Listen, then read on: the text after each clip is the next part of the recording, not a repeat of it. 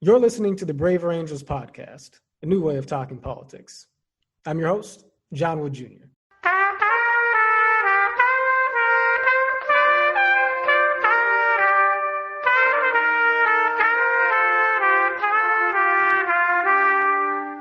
Okay, folks, so we are here today with a very special edition of the Braver Angels podcast, and I mean that even a little bit more than usual in this case.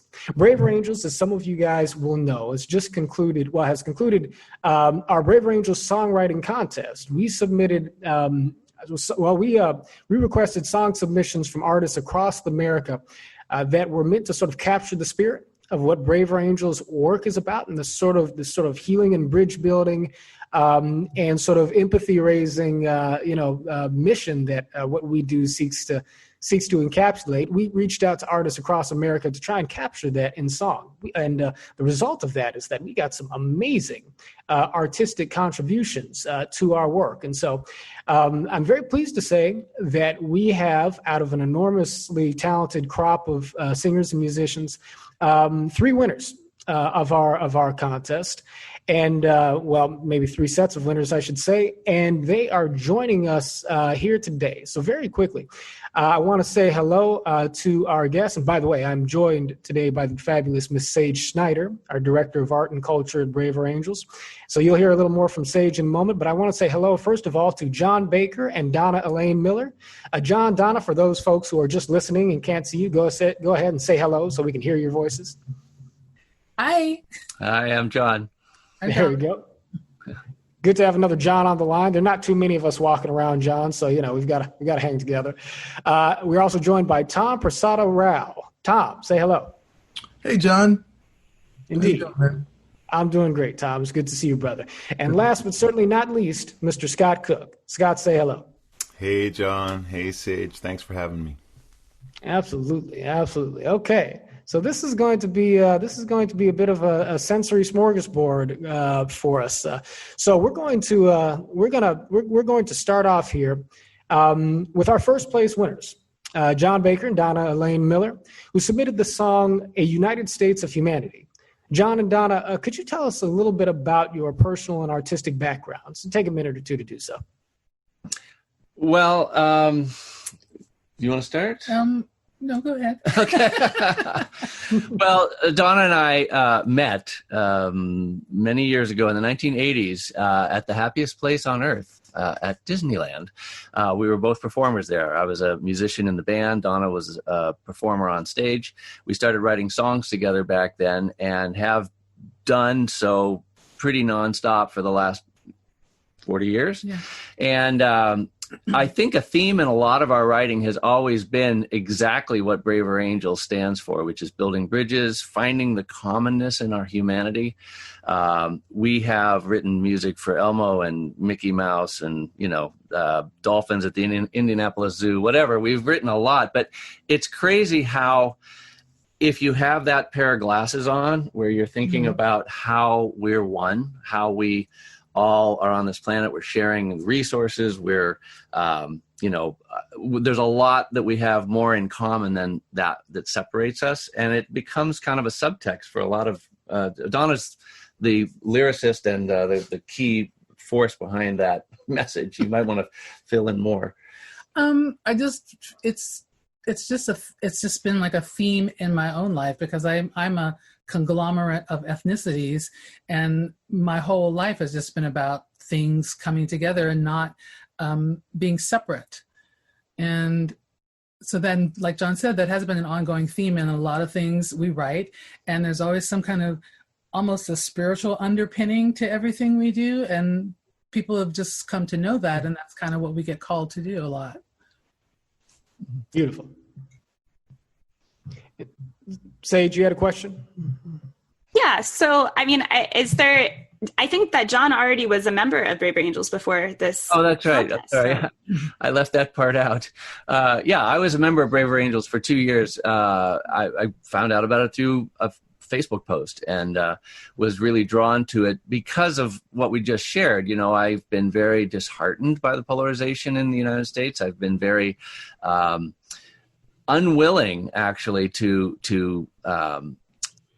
categorize people. I mean, my first Red and Blue workshop was so powerful because I was able to show up as a person who has a variety of positions and a variety of views, and I'm not all one thing and not all another thing, and found out that those people that I considered, on the other side of the table or the other color, were equally as complex and as nuanced. And so the first big rule was we can't be talking in these kind of global absolutes about, what's right and what's wrong. It's so nuanced, and we have to see each other as humans. We have to see each other as people. And I've really loved Braver Angels for that reason. This spring, everything got thrown up in the air. I was working on communications in the LA chapter with Randy Leos. You may know Randy. And the bus tour was canceled. And so when this songwriting opportunity came up, I said, Donna, this is our wheelhouse. Let's make it happen. So that's a little bit more about us.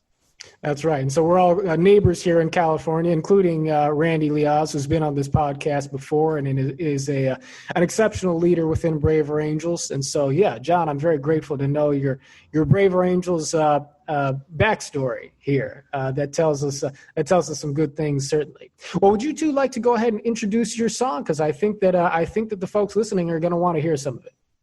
You have something you were going to share about it? Well, I just wanted to find a way to say, what?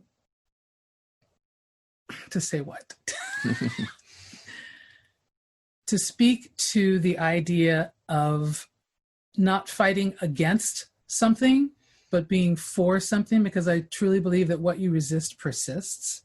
And I just wanted to put energy towards what we want to create as opposed to what we want to tear down and take away. Right. Okay. Without further ado here, folks, John, what is the title of this song that we're about to hear here today? A United State of Humanity. A United State of Humanity. Hard to argue with that. Okay, folks, let's take a listen. It's not black. It's not white. It's not wrong. It's not right. It's not red. It's not blue. It's just me and you. It's not rich. It's not poor. Somewhere in the middle is the open door. If our points of view don't quite see eye to eye, well, that's all the more reason why we need a United States of humanity. We need it, we need it. A United States of humanity, the sum of every part. Need a United States of humanity. We need it, we need it. Resolutions in a revolution of the heart. We're living in a great divide. This fear of each other is our suicide. I believe love's gonna keep us alive, but only if we decide. We need a United States of humanity. We need it, we need it. A United States of humanity, the sum of every part. Need a United States of humanity. We need it, we need it. Resolutions in a revolution of the heart. It's not just the conversation, it's the listening. It takes every voice feeling heard to let freedom ring. We can solve our future, heal our history, sting, step toward our common ground, spread our better age of wings. We need a United States of humanity. We need it, we need it. A United States of humanity. The sum of every part. We need a Feels so bad. I'm gonna stop this amazing No, song. no. But if you're feeling this, you should go to at Braver Angels website, where you can find all of these winning songs and watch them in their entirety, along with all of our other incredible song entries. It's funny. Right before I jumped on here, I was with some of my Braver Angels colleagues in another meeting, and somebody just happened to say, "Hey, what's going on with that United States of Humanity song? Because if this country ever needed an anthem to rally around, in addition to the one we got, that could be it." He said, "Can that be our anthem?" I said, "Well, we haven't told anybody this, but I'm actually talking to those folks today." So that was great. That was wonderful. I'm sorry, Sage, I interrupted you. Go ahead. No, I interrupted the song. It's fine. So I thought we could take a couple minutes to talk a little bit just about your song. It has been astounding that everybody who's heard this song has been inspired by it and excited by it. We were so worried when we started this contest that music can be such a divisive thing. It expresses some of our deepest differences, and it's hard to find songs that everybody can rally around. But all three of the songs we chose, everybody here, everybody, all of our judges, which was mixed reds and blues, we all knew these ones everybody would be able to connect with and would be inspired by. And that has especially been true, John and Donna, of your song. Everybody who's heard it has been so excited by it and has wanted to use it in something that they're doing in their life. That's very gratifying. Yeah. I mean, because it is what wags our tail. I mean, this contest wasn't really about a huge cash prize. It was about the opportunity to share what's in our heart and maybe make a positive contribution. I think it's really, I feel. I mean, I'd love to hear from you guys why you think your song connects with so many people. It's the bass part. Come on. No. Sorry. No. I think it's because, I mean, the bottom line of the song to me is love, that the resolution is in a revolution of the heart, that our hearts have to be open, and we have to open up more to other ways of being, other ways of seeing things, other ways of, and I think that people need to feel free to be who they are. And I think just the idea of humanity being the one thing that is the same is what can do that. I mean, it doesn't, there's no separation in our humanity. And we bounce back and forth a lot when we're getting started on songwriting. And one of the things that comes up quite a bit is that, you can be in one of two positions. You can live your life in fear, or you can live your life in love.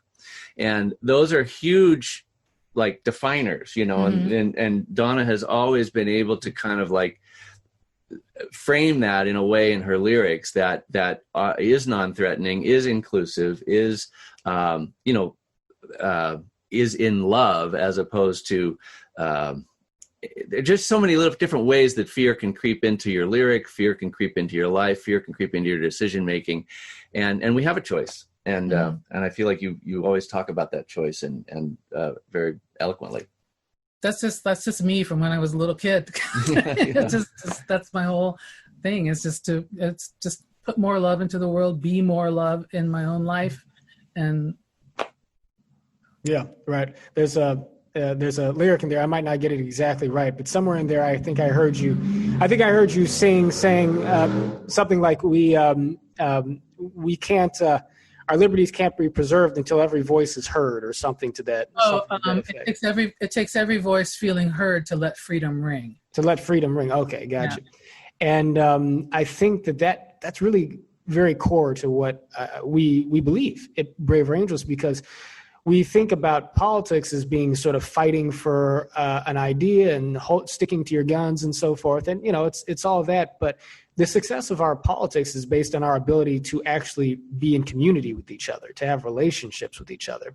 And we can't have relationships that work unless we're listening to each other, right? Mm-hmm. And so, but the way that comes through in your song and in your vocals, it's just wonderful, because there's so much optimism and hope baked into real deep wording. And so, so just very grateful. I'm sorry, Sage. I feel like I'm cutting you off again. Go ahead.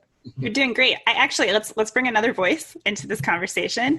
I would like to talk a little bit to our second place winner, Prasada-Rao, who submitted the beautiful song Even You. Tom, would you take a minute to introduce yourself? Hey, I'm Tom. I'm the son of Indian immigrants, was born in Africa and came here as a young child and grew up in the DC area where I live now. And I'm hibernating. I just recently finished 6 rounds of chemo for cancer. And so that's kind of sort of where the song came from for me. It was birthed in that environment, that cloud, that chemo fog, you know. So that's a little bit of who I am. Right. Yeah. Well, thank you for telling us that, Tom. The song that people are about to hear from you is a very deep one. Before you introduce it, tell us a little bit about, I suppose, what resonates with you with respect to the work and mission of Braver Angels, and how does that connect to your artistic motivation here? Well, I've known Peter for a number of years and Steve Seskin, and I've heard them both talk about Peter Yarrow, that is Peter Yarrow, a big part of our organization. Yes, so Peter, Paul, and Mary. And I used to be called Better Angels and was changed to Braver Angels, and I love the concept of red and blue together, and you know, an ongoing conversation. I can't say that I've had much of an opportunity to do that in my professional life. You know, it's sort of like preaching to the choir, you know, being a folk musician, you know, or a singer-songwriter. And so I think what you guys are doing with your organization is really, really unique. You know, putting people in chairs and looking at each other and talking to each other, and not really in an adversarial way, but and so I find it inspiring. I can say that usually when I'm writing from a singular point of view, and it's usually a self-righteous point of view. And to be able to have this opportunity to look outside of yourself is really, really rewarding. I find it's just a road that I don't walk down as often as I should, but Braver Angels kind of helps you get there, walk down that road. Yeah, indeed. Well, the song that you have created here is one that I think will also help get folks down that road. So let's hear let's hear a little bit of it. Without further ado, we're going to hear an excerpt from "Even You" by Tom Prasada-Rao.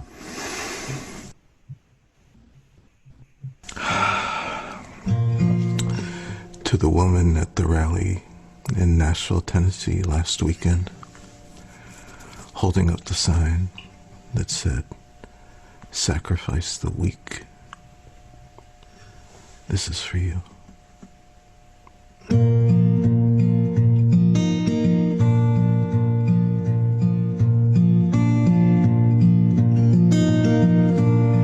You hold up your protest sign. It feels like the end of times. It's looking tough tonight in the land of the free. It's right on my Facebook feed, all there for the world to read. And my heart starts to bleed, so this is for me. Whoever you are, whatever you've done, it's nothing that you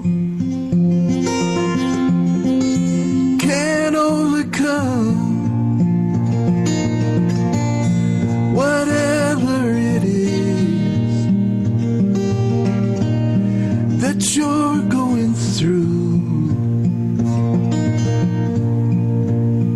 even so, even now, even you, the world makes us that's not who you are to me. And I will still believe that we could be friends. I'm sure that you're struggling now. You know I am too, and how.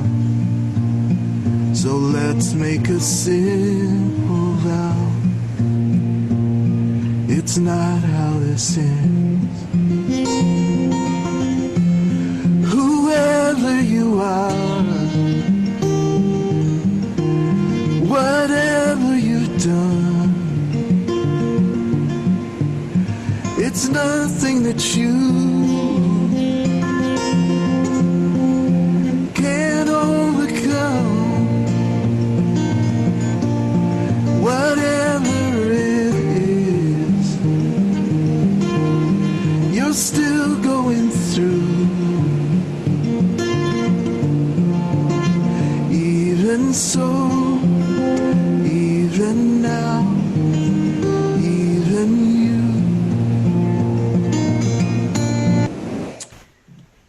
There we go. Thank you. Tom, thank you very much for that. I was looking at Scott's face while that was playing. I realized Scott and I both had the same, we both had the kind of the same deep, pensive expression while that was rolling. And you know why? I think, I mean, Scott, don't let me speak for you, man, but I feel like there's so much. Okay, I'm trying not to botch the lyric here a second time, but there's a line in there that says, "Whoever you are, whatever you've done, there's nothing that it's nothing that you can't overcome." There's this avenue for redemption in the story that song tells, and that's striking to me and meaningful because there's so little avenue for redemption and reconciliation the way we talk about politics today, when we define each other as inevitably enemies on the basis of whatever it is that divides us. So can you tell us a little bit about the story behind that, Tom? What was that song about? I'm so glad that you brought up that word redemption, because that's what it felt like to me too. You know, my docs keep telling me I'm immunocompromised, so I have to be really, really careful, you know. And during those protests in April where groups of citizens were doing these protests wanting to open up the economy and stop the stay-at-home orders, you know, I thought to myself, well, God, man, if that happens to me and I end up in the wrong place, it could kill me, you know. And so I started writing based on that horror, that prospect, you know, and totally not understanding where this woman was coming from, holding up the sign saying sacrifice the weak. And then as I wrote that first verse, and then I started getting to the chorus, and I thought to myself, wait a second.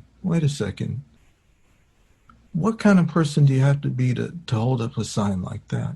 What must you be going through to hold up a sign like that?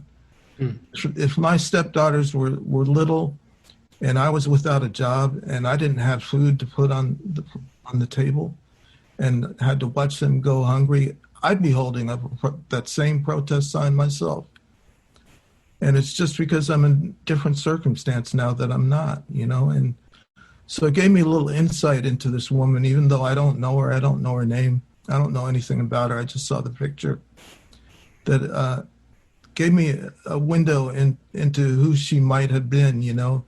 That it's not just totally this monster of a person holding up the sign, but it's somebody who has needs and has a life that they need to live too, and certain reasons for holding up that sign. And so it put me in a totally different place by the time I got to the chorus of writing. And I have this theory about songs that no matter what the writer says, it's a song about themselves. It's a song to themselves.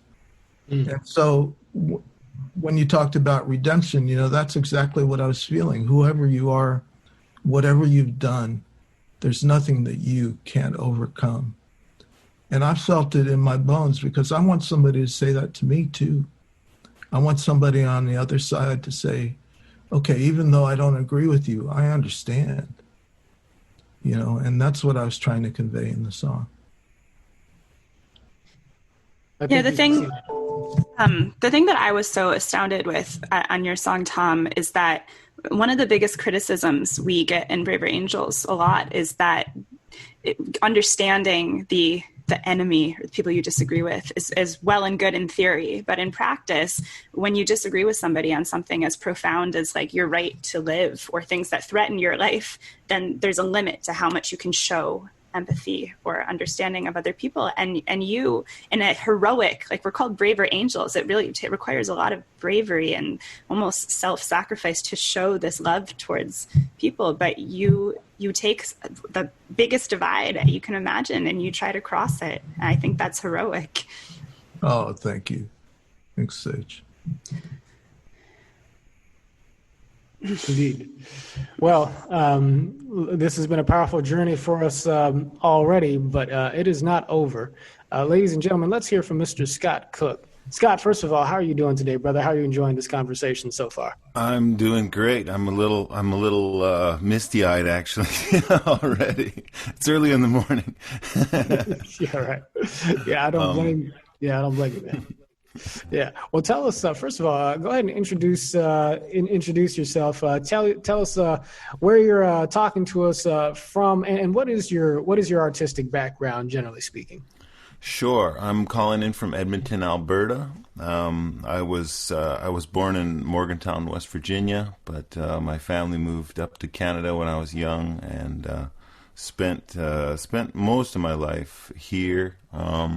In 2007, I moved into a minivan and decided to kind of set out on the road quite cluelessly, trying to make a living as a traveling singer-songwriter, and ended up doing that for 13 years.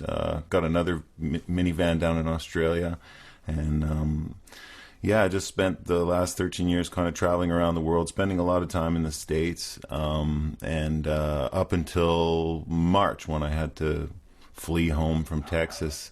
And I've been holed up here ever since. Okay. Well, while you were holed up, you did us the great honor and blessing of sending us a piece of music that I think really resonated with the judges, with the folks who listened to it, and certainly with myself. I got the chance to take a good listen to it this morning, and just got so much out of it, including just a real raw earnestness to it, which made me feel like this brother is really singing what he feels right here. This is coming straight from this man's heart. Before the audience gets a chance to experience that with us, though, tell us a little bit about why you submitted it in the first place. I mean, was there some connection that you perceived between the work that we're doing here at Braver Angels and kind of the spirit of your musical mission here? Sure. When I first heard about Braver Angels, I heard about it from Steve Seskin, and I was just immediately interested, I guess, because in large part just because of the traveling I've been doing around the United States and the conversations I've been having with people around the States, some of whom are even my family members. Most of them are church people. Many of them are Trump voters. And just my continued belief that most Americans that I know are fundamentally good and decent people, and for any number of reasons that we've been really driven apart along along maybe culture war lines and along class division lines, I felt like I wanted to write a song in the spirit of Woody Guthrie, in the spirit of Walt Whitman. I was thinking of Bernie Sanders, and I was thinking of AOC, and I was thinking of all these relatives of mine who voted for Trump, and I thought I wanted to write a song that I could sing to all these Americans if they were in the same room. That's right. I appreciate that ambition. And so, well, folks, what you're about to hear is a product of that noble aspiration. So without further ado, we're going to hear a little bit from Say Can You See by Mr. Scott Cook. I love this country. I love the people and the land, but there's a lot of stuff happening that I can't understand. We got billions for bailouts, we got trillions for wars, but it's hard for working people to make a living anymore. Hear me out for a second. This ain't a partisan song. It ain't about right and left. It's about right and wrong. We're fighting over the scraps while a few are living like kings. 'Cause screwing us over is a bipartisan thing, and it's working people who made this country great, not the greedy opportunists or the peddlers of hate. The new day is coming, it's gotta come from you and me. Oh, say can you see? You got a neighbor, we don't always agree. He's a bit of a redneck, according to a hippie like me. But if you're in the ditch, he'll pull you out, I know you will. And that's more than I can say for all those dickheads on the hill. He works hard for his family, he's got loyalty and pride. The company took all he gave and then cast him aside. 'Cause there's profit in poverty, hell, there's profit in prisons. They don't even pay taxes, they just buy politicians. But it's working people who made this country great, not the greedy opportunists or the peddlers of hate. A new day's coming, it's gotta come from you and me. Oh, say can you see? Oh, say can you see? Thank you. Man. Yeah, that's deserving of some applause. Yeah. Oh, man, Sage, there's just so much there's so much that's rich in that. I love that line where you said that you've got a neighbor you don't always agree. He's a bit of a redneck for a hippie like me. But the next point that you make is that this is a man who will help pull your cart or pull your car out the ditch, right? And one of the things I try to get across to people is that, there's a difference between somebody's character and their opinions, Person can have opinions that, are right or wrong, but the way we actually treat each other and stand by each other, that should be the basis on which we judge each other. I think the basis on which we interact. And I feel like, and let me say just really quick, man, I'm wondering, Scott, if you're ever going to park the minivan and run for office, because you've got a very definite political platform that comes through in that song, man. You could be the people's champion. But what comes through past all the political things you say is that ethic right there, the idea that we need to be not making enemies out of our neighbors, right? But seeing past the opinions to the heart of a man, right? And, that's where we want people to start too. So, Sage, what do you think? This is totally my type of music. I'm like, it doesn't even matter sometimes what he's saying. I am just rallying for it the whole way through. It's a power of music, I guess. But I think that you express your position so respectfully and strongly while still being true to yourself. And that is hard. It's a very difficult thing to do. So I know all the judges were very impressed. I mean, not everybody agreed with all the political ideas, but they felt like you did it in the right way. So that was quite a testament. Thank you. Yeah. So John and I have debated before on the importance of criticizing America and patriotism. We're on opposite sides of this debate.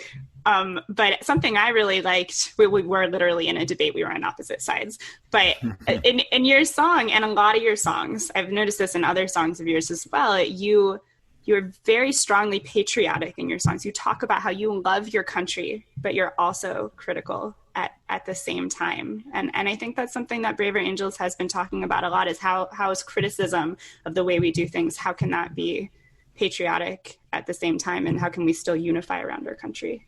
Do you have a general feeling about that, Scott? If you've got striking that balance, right? Loving your country, being critical, Well, I feel like there's a lot there. America's like an aspirational idea, and there's a lot in the founding ideas of this experiment that's worth admiring and worth pointing to. In a similar way, I feel like there's a lot in say the message of Jesus that's worth pointing to. There's plenty of negative things we could say about the history of the church, but if I'm speaking to church people, like most of my relatives are, I want to point to the good things that are in there. And same when you're talking to people, you look for the good in them. In the same way that I love America despite its complicated and at times awful history. I think that process of reckoning is a lot like what everyone's got to do for themselves, because we're all complicated, and we've all got parts of ourselves maybe that need outgrowing. But you don't get there by trying to crush them or hide them or push them away or yell at them or fight them, So I feel like that national process of reckoning also has to be done with some self-love. That's right. Yeah, well, I just couldn't have said it any better. And again, I appreciate the sincerity that comes through in your music, comes through in just the way you illustrated your point of view on this here, which is to say that the love comes through, right? Even as you're grappling with the complexities of reality. There's certain moral complexities to the United States, to our history, and to our present moment that we don't want to ignore. But, we don't want to lose the affection that we have for our country and for one another, right? In the context of looking at those things. So it's a tough balance for the country to strike, but I feel like, Scott, your work, it helps us do it. And the same thing goes for all of our artists here today. And so, well, folks, I'm just curious to know, Donna, John, Tom, I'm curious to know how the conversation is struck you and what you may all be learning as you listen to each other's music here, and as we talk about things. Tom, are you struck by anything listening to Scott and Donna and John's music as we're grappling with the role of art in helping to bring us together in political society? What struck me about both those songs was how uplifting they were, how joyful they were, how it kind of made you want to move. And so it doesn't necessarily need to be a song that brings you to tears or makes you want to cry or have a long conversation with your grandfather, dear departed grandfather. It can be something that makes you want to get up out of your chair and on your feet and start whooping around a little bit. And that's what I really appreciate about it, was the sort of exuberance with which they attacked the subject.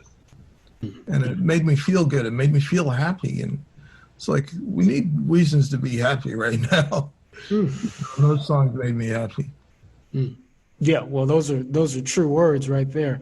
Donna, John, how are you two moved listening to your fellow artists here and taking in the conversation? What strikes you?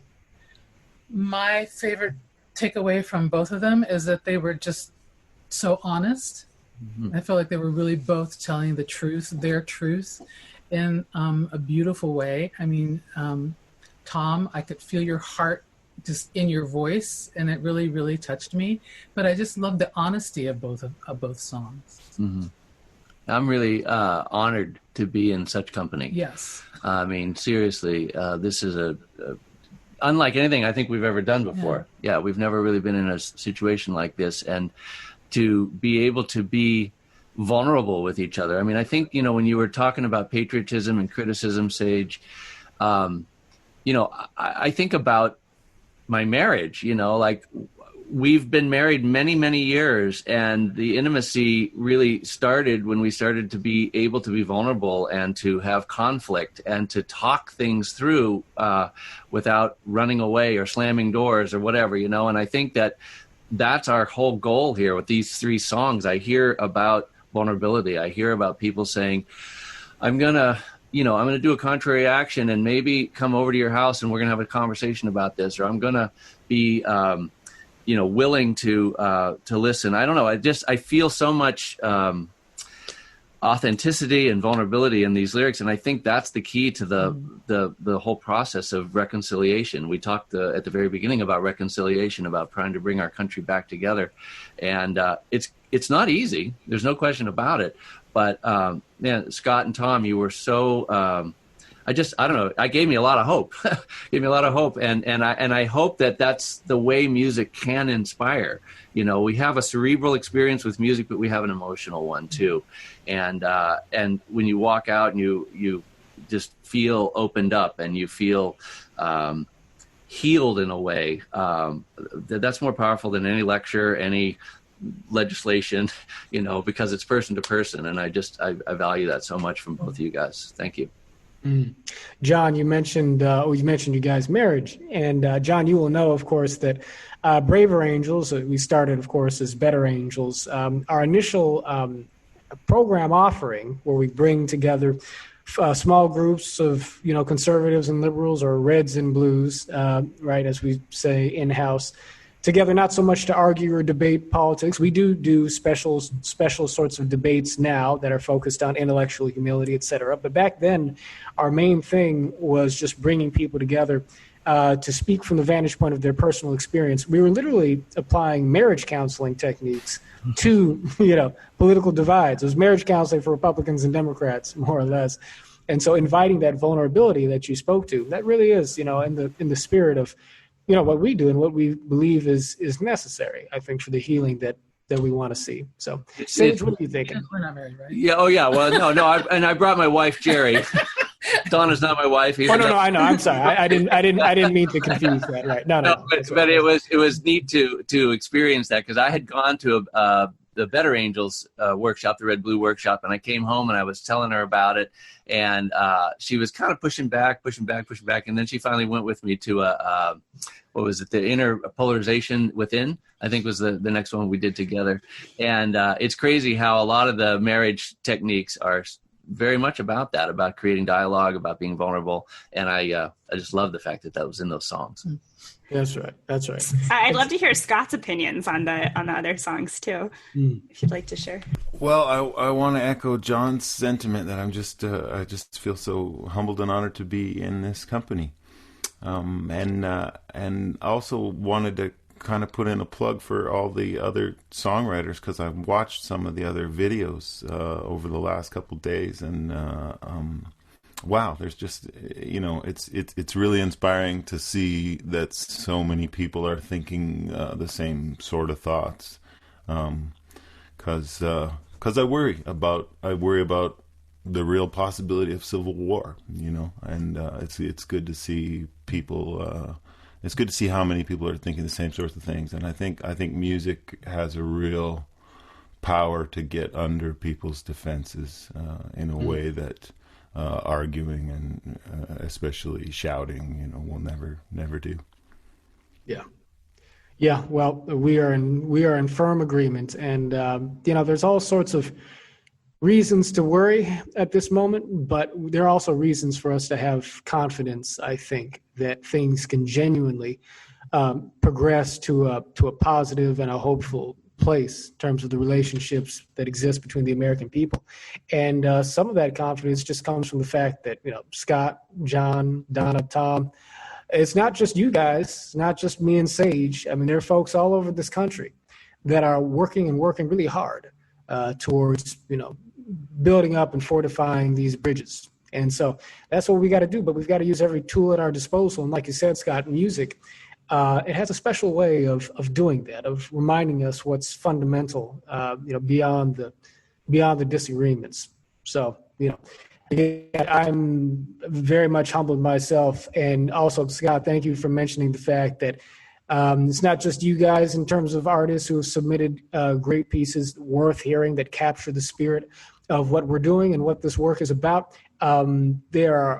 We've got dozens and dozens, and I think well over 100 submissions that are just 200. Really good. Over 200. Over 200, right. Yeah. Sage, is there anything you want to say about that?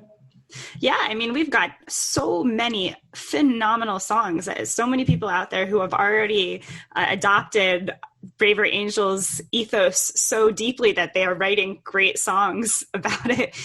We are going to announce soon some 10 honorable mentions, but honestly, there are so many great songs we received that we are not going to be able to recognize formally in the contest, but we will continue using the songs that we were sent during this contest and also seeking other songs that people are writing. We know people are writing these songs anyway because this topic is so important right now. So we encourage people to let us know what they're doing to bring reconciliation and healing and cross the divide through music. Also, an important announcement is all the people on this call, Donna, John, Tom, and Scott, are going to be performing in a virtual concert with Peter Yarrow and Steve Seskin on August 7th. So please keep an ear out for that. It's going to be a great show, and there's going to be some other great music that you didn't hear today. So keep an eye out. It's going to be great. That's right. I'm looking forward to being the first in line, folks. So, yeah, no, that is exciting. And really, this just begins, I think, kind of the artistic avenue of our work. I mean, it really just sets it all apart. And before we got on the call here, guys, I was talking a little bit about my own background, and I know you guys know about Sage, and Sage is just a remarkable, amazing musician and artist who combines social passion with musical inspiration in an incredible way. And so, I look forward to us being able to feature Sage a bit more musically as well.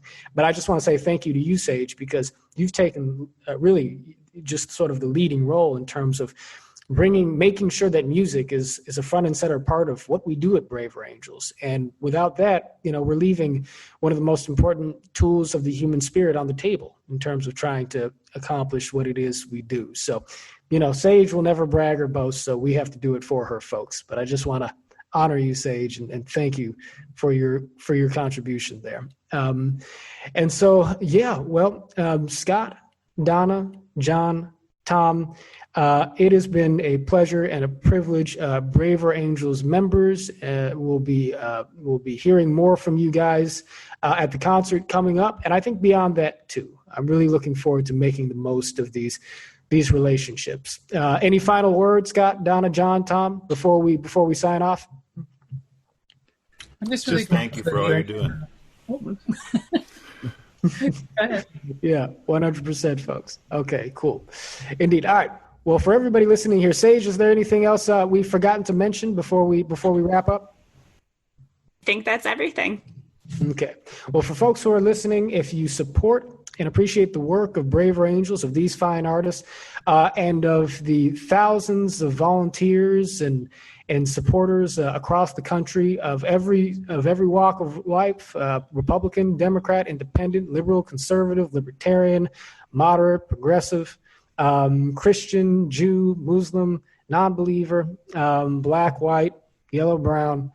We are Americans, and we are working every day to make this a country that we can be more and more proud of, and a country that truly is home, an inclusive home to folks of every walk of life, where we treat each other the way we want to be treated, right?